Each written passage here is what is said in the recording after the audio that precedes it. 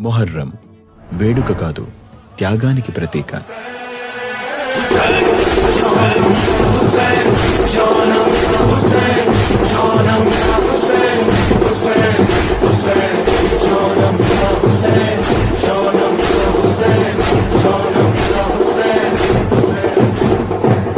చాలా మందికి మొహర్రం పండుగ ఎందుకు జరుగుతుంది?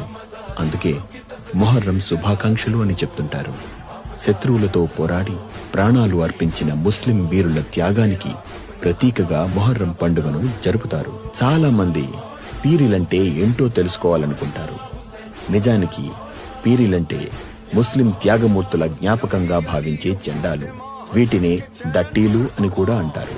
ఆ జెండాలనే పవిత్రంగా భావించి దేవుడిగా కొలుస్తారు. పంజా, హస్తం, నెలవంక వంటి ఆకారాల్లో జెండాలు ఉంటాయి. పీరీలను ఏర్పాటు చేసే స్థలాన్ని ఆసుర్ఖానా అంటారు. కొన్ని ప్రాంతాల్లో పీర్ల కొట్టం అని కూడా అంటారు.